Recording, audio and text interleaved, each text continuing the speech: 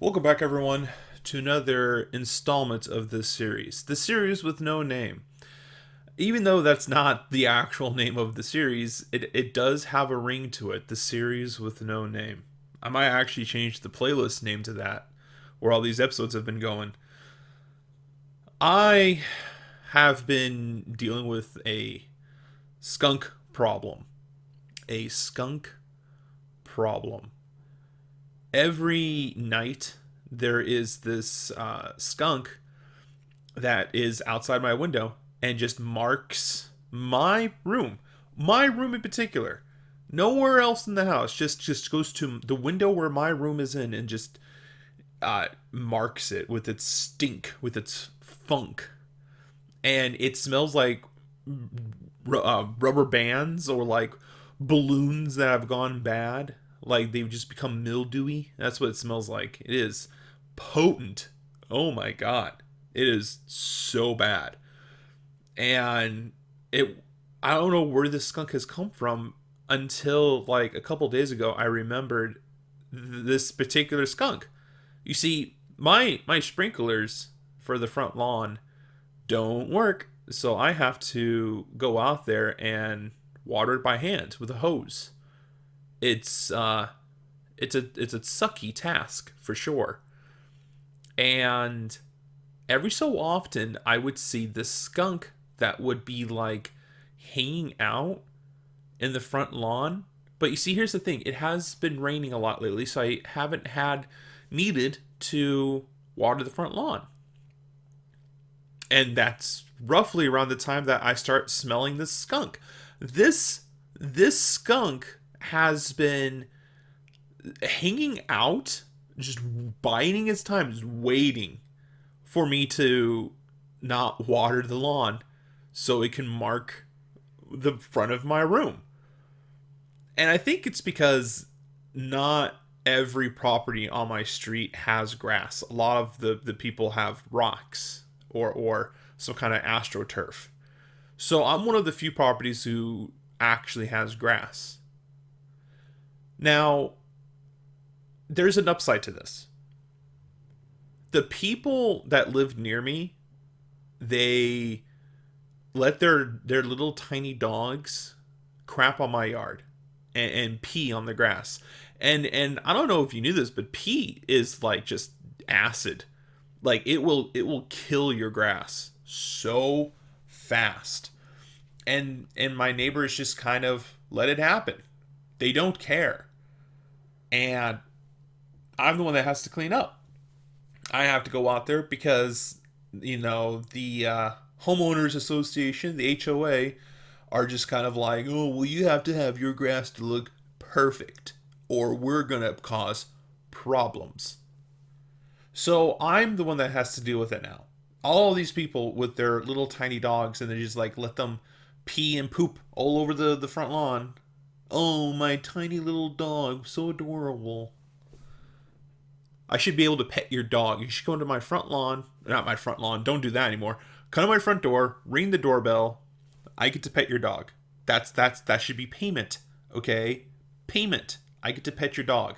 I've been inside your dog. Okay, well, you know what I mean. Your dog pooped on the front lawn. I've touched what was inside your dog. I should be able to now touch what was outside your dog. I should be able to pet your dog now. But they just let this happen. They just come in my front lawn. They let their dog do their business, then they leave. Now I said there was an upside to this. Ever since the skunk has been marking its territory on the property, there has been a decline in neighbors' dogs going on my front lawn. So much so that the grass is finally starting to look healthy. So, on one hand, my room stinks of rotten balloons. On the other hand, no more dog pee. Would you look at that? Hey, that kind of worked out, didn't it? But now I have to deal with this skunk. So every so often, even when it rains, I will now go out there just to kind of like maybe hang out a little bit, maybe water the lawn just a tiny bit. I don't want to overwater it because it's been raining, but it's so purposely just to keep the skunk away. And like I see him. He sees me.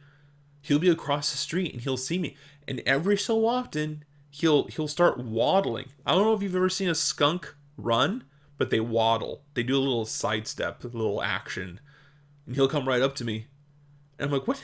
Like, this skunk is fearless, does not care about me or the hose that's in my hand. It will just come right up. Like, hey there, bud. I'm here to do my business. Could you move out of the way? No, because I don't want to smell it. I don't want to smell your stinky. But at this point, I feel like it should be my duty, or at least the city should just allow me to keep it. I have now smelt this skunk so often that now it doesn't bother me as badly. And like, there's a way that you could remove the little uh, sack that's inside the skunk so it can't spray anymore, which is bad. You should never do that, by the way. That's super messed up to take that benefit from the skunk, because that's a defense mechanism. But like, at this point, I'm just like, I'm just gonna give you a bath, bud. You're if you're gonna keep coming around here, I'm gonna start treating you like a pet. I'm gonna feed you.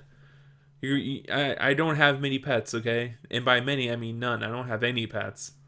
So I'm gonna keep this little guy. I'm gonna cage him. I'm gonna give him a shower, give him his rabies shots, feed him cat food. I think skunks eat cat food, right? I know, like, raccoons eat cat food. I've seen lots of videos of raccoons just like walking up to like cat dishes from outside and would just grab a handful of those kibble and would run away with it.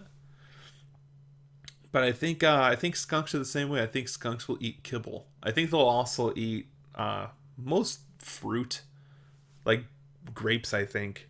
I'm not sure. Don't quote me on that.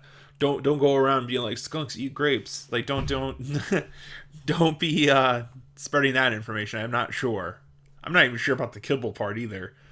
Just don't feed skunks. All right. Don't listen to me. Don't feed skunks. That's probably the safest bet. You probably stay away from them too. Don't touch them. They'll make you stinky. They'll spray you. They'll get you, and then they'll follow you home, and then they'll start peeing outside of your window where you live because you were nice that one time. I've never came in contact with this skunk, by the way. I've never attempted to tame it. I've never been trying to be friendly with it, nor do I give it attention. And yet it chooses. Not on the grass, not in the bushes, not no, directly under my window. That's where it chooses to go. And it's not like this skunk has been doing it for a while. Like, you can't just come at me and be like, oh, well, that's just its territory. Well, that's just where it goes. It's been doing that forever. No, this is new. No, this is a new fella as of last month. Like, this is brand new. I've been here first. This skunk is new to me. I've been here for years. Not once have I smelt this skunk come near me. And yet, here we are. I have a pet skunk. And it's one I did not adopt. It chose me to be its master. And the thing is, this little rogue bastard comes at me, not with aggression, but like as if I'm catcalling it, like I'm whistling at it like a dog, and I'm not. But yet it comes to me like as if I am, and I don't get it. I've never been nice to this skunk, not once in my life. I have never fed it. I have never pet it. And yet it treats me like as if I'm its owner, peeing outside my window, running up at me in the middle of the night. And like, it's never tried to bite me, but it does that thing where cats do, where it rubs its face against your leg. And I would be watering the grass and I feel something on my leg, and it's the skunk rubbing up against me. Like as if it was greeting me, like, oh, welcome home, master, and just like rubbing its face against my stupid ankles, and just like, wow, well, I'm gonna smell like that for a little bit. Thank you for that, little guy. Wow, I hate this. I hate it so much. I don't know why this skunk likes me so much. I don't get it, but yet it won't leave me alone. I feel like no one's gonna believe this. There's people who visited me who could vouch for this. Okay, they know what I'm talking about. I feel like a lot of times things that are so bizarre that happen to me, and people have a hard time believing it until they see footage of me doing it, or footage of it happening, and then they're like, oh yeah, yeah, no, that's true. I have friends that usually join me in conversations, and I will tell people what has happened to me today, or any day, and then I have to look at my friends to like vouch for me, because the stories that happen to me are so outlandish. I need eyewitnesses. Sometimes I don't have the opportunity to record or take photos of the weird things that happen to me, so I have to have like a whole group of people vouch for me, of like, this happened, right? Yes, yeah, right. Tell them, yeah, right. And it's become such a constant thing that I have to have someone vouch for me, that like I have a hard time telling people anything that happens to me in the day, because no one would ever believe the things that happen to me every day. The things that keep happening to me, I have to like keep it to myself, because I know if I told anyone, no one would believe me. They would think I was crazy.